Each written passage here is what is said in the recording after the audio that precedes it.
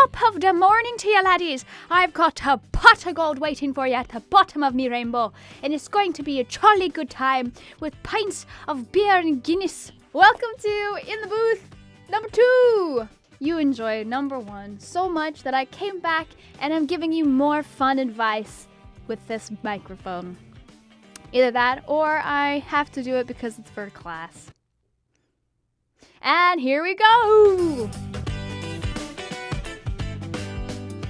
Don't mind me, I might just casually eat some Jelly Bellies along the way because I just love candy. Turn this into like an ASMR session. Just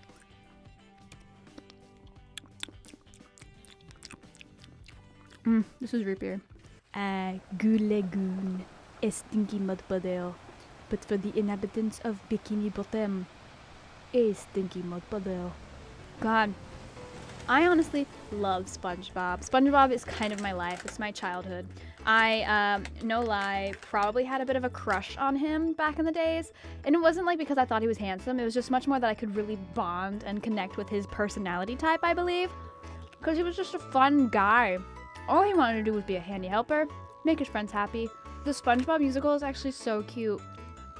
I loved the SpongeBob musical. I was in Atlanta when they were doing pre-Broadway previews here in Chicago. I bought tickets just so I could see it. I had to see it. I took a dance class because, you know, chassé, pivot turns, pirouettes to Hero is my middle name from the SpongeBob musical. And man, I nailed those vocals, but maybe not necessarily the dance moves because I got a little too distracted. So come on, Hero is my middle name. Fixin' trouble is my game. Should I spend my days floating around, head in the bubbles and my feet on the ground?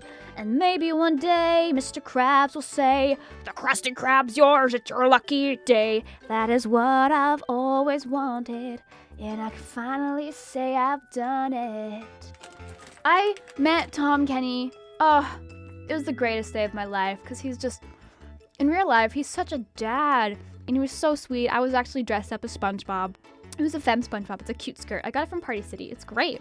And he sang the Krusty Krab pizza song to me and then got his autograph. He said my name in the SpongeBob voice and it was amazing. It was so great. Oh, Wilma, I love you, but I gotta try and beat that bank if it's the last thing I ever do. Brack, no! Nobody can beat F&M Bank! I've got the lowest loan rate possible, ripped out of today's newspaper. They can't beat this. So with voiceover, and specifically with commercials, it gets really strict on the duration of your commercial. It can only either be 30 seconds or 60 seconds. So as a voiceover artist, sometimes you can get a pretty wordy monologue almost advertisement and you have to read it in like 30 seconds. And I don't know if that looks really wordy to you guys, but there's a lot of numbers and percents and long words that you have to say. So trying to get that pretty quickly can be challenging. So let's try it. This Friday and Saturday, Ames is the...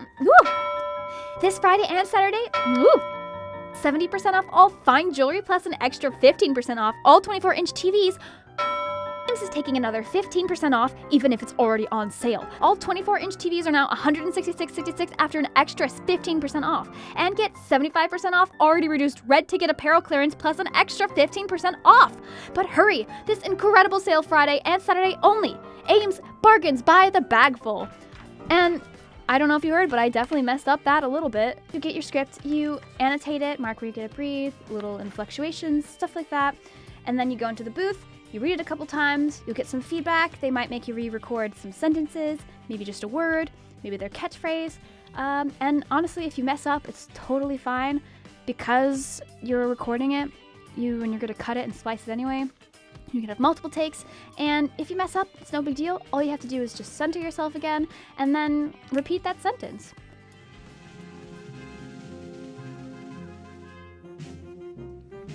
Woohoo, let's go, all right. The American Revolution. The American Revolution. The American Revolution. Come see Theater Unspeakable's The American Revolution. Jeez, jelly beans make me burp. Oh, 7 actors, 21 square feet of stage. 7 actors, 21 square feet of stage. Direct from the Kennedy Center in D.C. Creative. Creative. Creative. You have to see it to believe it. You have to see it to believe it. You have to see it to believe it. Another important thing about voiceover is you gotta stay hydrated. You gotta protect your voice because you are using it a lot, and sometimes the techniques or character voices you will be using can, kind of hurt and scratch you a little bit. So it's always good to stay hydrated. See, Jelly Bellies do help get the saliva going. So don't think I'm just eating candy because I can eat candy when I want to.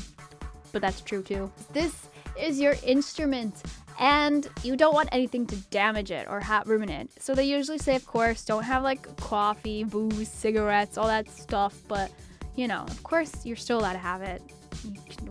You don't want to not ruin fun. But just to mostly protect it a little bit more when you're getting close to a session of recording.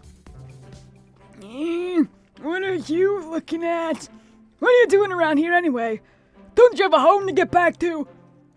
Dang kids, walking across my lawn. I'll get my bulldog Beauregard out here, and he'll get some pep in your step, boy. I love doing old men voices. I don't know. It's just something that's pretty exciting and fun to me. It's crazy. It's just entertaining. Because old women can be alright, like somewhat. I kind of sound, there's this and this, I guess, as a character. You want to make fun characters, but obviously you have to keep in mind what you can and cannot do. Don't purposely get scratchy because you think it's fun. If you can't, because if you're specifically animation, you're going to be playing this character for a long extended amount of time. So even if it hurts just like the first 5 minutes, definitely don't do that voice. Do something else. Tell your director, hey, I can't do this. Even if it hurts after like a bit of a day, you should still probably avoid that character voice because, again, it's an extended process. You need to get back to this character voice, and getting all raspy for a long extended amount of time can really damage your voice. Chinchin Prince.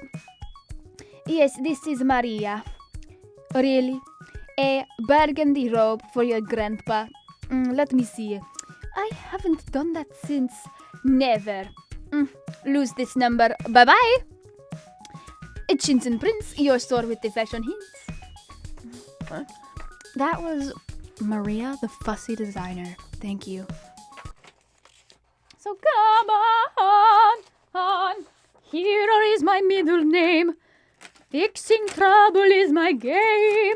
Just give it the or no.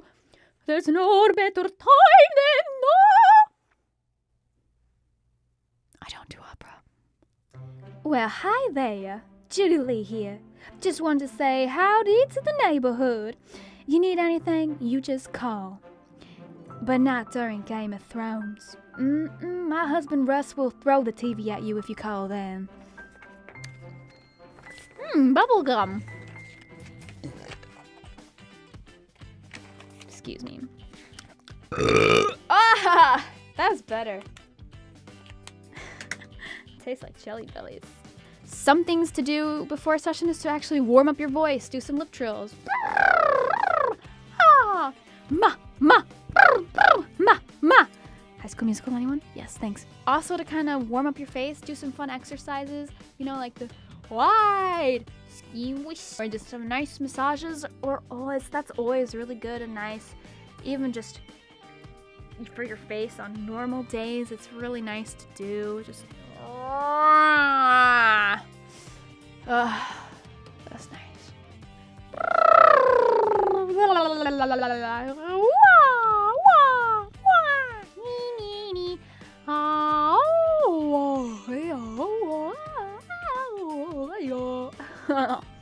Also, some good things to do is, play with your tongue, warm that up as well. And just do tongue twisters, Susie sells seashells by the seashore. Sushi chef. It wasn't the cough that carried her off, but the coffin that carried her off him. New York. Unique New York. Unique New York. I need unique New York. we do that as actors all the time, but it's something really good to do with voiceover as well, to make sure that you can articulate your sentences very well. And of course, also very similar to singing, you have to use your diaphragm. Oh, you gotta support your voice. You can't use it all up here. You gotta bring it all the way down here and support it, because then there is more cause and damage in the throat if you hold it all up here and talk like this. The diaphragm. And then, of course, you can shift things around in your voice. And you can do a lot of other things with your voice, but it's all supported by the diaphragm. Those are the stuff that I learned, and now you should learn about protecting your voice for voiceover and things to prepare before you go into a session, you know? You should maybe do it any day, every day, anyway, because, you know, you talk all the time with your friends, at work, to yourself. Talk to myself all the time. I'm a great listener.